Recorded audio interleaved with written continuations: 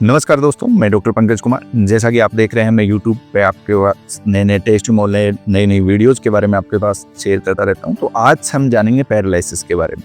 तो दोस्तों, क्या आयुर्वेद से किया जा सकता है लकवे का इलाज? आज का टॉपिक हमारे पूरा ये रहने वाला है, पैरालिसिस क्यों होता है, किन कारणों से आपको लकवा आता है, इसका आप आयुर्वेद में क्या क्या ट्रीटमेंट ले सकते हैं और इसके साथ पंचकर्म में किस विधि द्वारा इसका ट्रीटमेंट किया जाता है, उसके बारे में हम आज इस वीडियो में जानकारी लेंगे।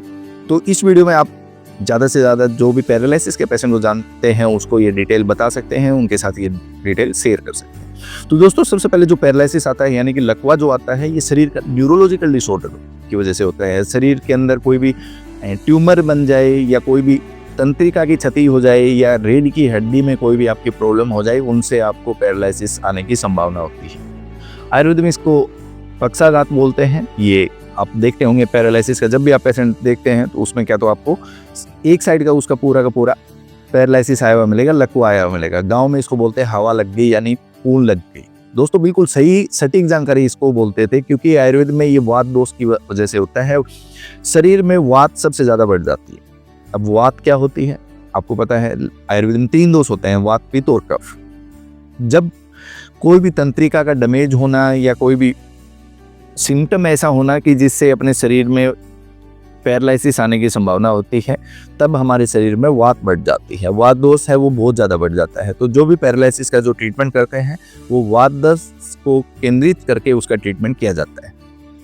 तो वात दोष के कारण व्यक्ति बढ़ जाता है, उसमें पैरालिसिस आने की संभावना बढ़ जाती है। उसके बाद में उसको ज़रूरत होती है एक अच्छे पंचकर्म थेरेपी की, एक अच्छे पंचकर्म ट्रीटमेंट की। उस पंचकर्म ट्रीटमेंट में वो क्या क्या थेरेपी करवा सकता है, उसमें सबसे पहले आता है अभ्यंग, उसके बाद में आता है स्वेदन, बस्ती, नस्से, और उसके साथ में फिजियोथेरेपी, एक्सरसाइज।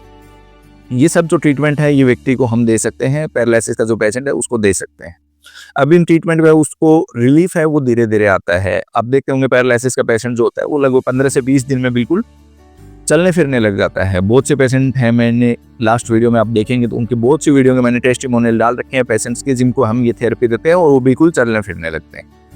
अब वात दोष जब शरीर में बढ़ता है तो जो मेन जो ट्रीटमेंट होता है वो बस्ती क्रम होता है। बस्ती क्रम जिसको बोलते हैं वो।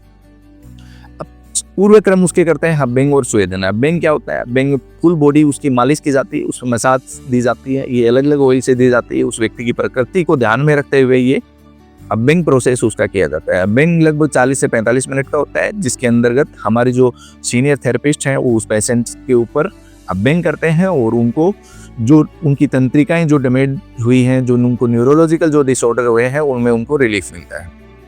उसके बाद में प्रोसेस आता है स्वेदन। स्वेदन भी अलग अलग टाइप का होता है। इसमें स्टीम दी जाती है, वाष्प स्वेदन किया जाता है। उसके साथ उनको पोटली से मसाज दी जाती है, ये भी एक तरह का स्वेदन है। उसको पत्थर पेंट स्वेदन कहते हैं, वो पेशेंट को किया जाता है। वो चावल से भी किया जाता है, उसको बोलते हैं षष्टिशाली स्वेदन। तो ऐसे करके ये स्वेदन के अलग अलग प्रकार हैं, जो उस व्यक्ति की प्रकृति देख के, उसको कहाँ डैमेज हुआ है, कितने उसके इफेक्ट आया है, उसको देखते हुए ये प्रोसेस किया जाता है। उसके बाद में उसको बस्ती प्रोसेस करते हैं। ये भी अलग अलग दवाओं से होती है। आयुर्वेद में 2 तरह की बस्ती बताई गई है, तेल बस्ती और नीरू बस्ती। तो तेल बस्ती है वो कैस्टर ऑयल से उसको दी जाती है। नीरू बस्ती उसको अलग अलग मेडिसिन से बना के दी जाती है, यानी कि 10 मुखवात से हम बना के दे सकते हैं, तो 10 मुख की बस्ती उनको दी जाती है। उसके साथ में उसको नस से करवाया जाता है। नस से प्रोसेस क्या होता है? नाक से उसके मेडिसिन शिरोद्वार तक पहुंचाना। आप देखते होंगे पैरालिसिस जब भी किसी पेशेंट को आता है तो सबसे पहले उसको बोलने में दिक्कत भी होती है, साथ साथ में उसको विजुअलिटी उसकी कम हो जाती है। उसके अलावा उसको हाथ और पैर में बिल्कुल सूनापन आ जाता है, उसको हाथ उठाने में दिक्कत आती है, पैर को चलाने में दिक्कत आती है। ये सब समस्याएं उसको देखने को मिलती है। अब ये प्रोसेस जब हम करते हैं तो पेशेंट को 10 से 15 दिन के अंतर्गत बहुत जबरदस्त रिजल्ट आ जाता है और पेशेंट चलने लग जाता है। उसके अलावा अगर हम बात करें जो पेशेंट जो हमारे पास यानी कि आयुर्वेदिक हॉस्पिटल में जो पेशेंट आता है, हम उसकी 2 तरह से उसका ट्रीटमेंट करते हैं। सबसे पहले उसकी मेंटल हेल्थ के ऊपर काम करते हैं और सेकंड उसकी वेलनेस पे काम करते हैं। मेंटल हेल्थ के ऊपर उसको मेडिसिन भी दी जाती है, जो मेडिसिन से जो पार्ट है वो उसको साथ साथ में लिया जाता है, और वेलनेस के अंतर्गत उसको जो थेरेपी मैंने आपको बताई है, ये थेरेपी उस पेशेंट की जाती है, जिससे उसको बहुत बेहतरीन रिजल्ट आता है। अब जब पैरालिसिस आता है उसके बाद में जब भी उसकी वाइटल है वो बिल्कुल नॉर्मल हो जाए, उसके बाद में आप पेशेंट को हॉस्पिटल ला सकते हैं और उसके बाद में ये सारा ट्रीटमेंट उस पेशेंट को हम करवा सकते हैं। दोस्तों पेशेंट जो पैरालिसिस का होता है, जितना जल्दी अगर वो हॉस्पिटल में आता है, जितना जल्दी वो आयुर्वेद में आता है, उतने जल्दी उसके रिकवर होने के चांसेस बहुत ज़्यादा होते हैं। मानो किसी पेशेंट को आज पैरालिसिस आता है, आपने 2 से 3 दिन के बाद में आप यहाँ हमारी टीम से संपर्क करके, हमसे संपर्क करके आप डायरेक्ट अगर उसको हॉस्पिटल ले आते हैं तो ये सब चीज़ें उसकी की जाती हैं, जिससे उसको बहुत जल्दी रिलीफ आता है और पेशेंट को जितनी भी असुविधा हुई हैं, जितनी भी चलने में, फिरने में, बोलने में, वो सभी की रिकवरी वापस हो जाती है। तो दोस्तों अगर आप ऐसे पेशेंट को जानते हैं, उसके साथ में ये वीडियो शेयर कर सकते हैं, उसको ये ट्रीटमेंट बता सकते हैं। स्पेशल उस पेशेंट के खान पान का भी ध्यान रखना चाहता है। अगर वो पेशेंट घर पे है और चाहता है कि उसको ऐसी एक कोई डाइट चार्ट बताया जाए कि जिससे उसकी जल्दी रिकवरी हो, तो आप लहसुन, गार्लिक जो सबसे अच्छी रामबाण चीज़ है जो वात को तुरंत कम करती है, उसका आप ले सकते हैं। अश्वगंधा को आप यूज़ ले सकते हैं। 10 मूल चूर्ण का आप यूज़ कर सकते हैं। माइंड पावर सिरप का आप यूज़ कर सकते हैं। माइंड से रिलेटेड यानी शंखपुष्पी, ब्रह्मी, उन सब का यूज़ कर सकते हैं। उसके अलावा जितने भी वात सामक गुगलू हैं उनका आप यूज़ कर सकते हैं। त्रियोदशाम गूगल का आप यूज़ कर सकते हैं। तो ये जो माँ योगराज गूगल का आप यूज़ कर सकते हैं। एकाम वीर रस का आप यूज़ कर सकते हैं। वर्धमान चिंतामणि रस का आप यूज़ कर सकते हैं। ये ट्रीटमेंट आप आयुर्वेद चिकित्सक की देखरेख में कर सकते हैं। आयुर्वेद चिकित्सक से पूछ कर करें।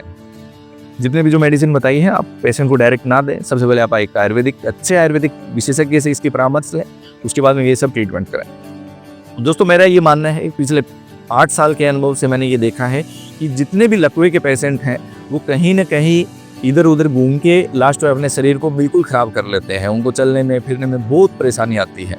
तो दोस्तों ऐसा ना हो कि उस पेशेंट को परेशानी का सामना करना पड़े, उसको चलने फिरने की ज़िंदगी भर उसको विकलांगता आ सकती है। अगर आप चाहते हैं कि आपके पेशेंट को विकलांगता ना रहे, वो चले फिरे, अपनी जो रूटीन है वो पहले जैसा सेम टू सेम रखे, उसके लिए आपको पंचकर्म में जरूर आना चाहिए। आपको पंचकर्म जरूर करवाना चाहिए।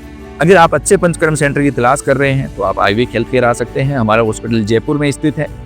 हमारे हॉस्पिटल में जितने भी आरजीएचएस से संबंधित जो पेशेंट है, राजस्थान गवर्नमेंट हेल्थ स्कीम के अंडर यहाँ पे केसलेस ट्रीटमेंट होता है। उसके अलावा जितने भी इंश्योरेंस कंपनी है उनका भी हमारे पास रिइंबर्समेंट की भी व्यवस्था है।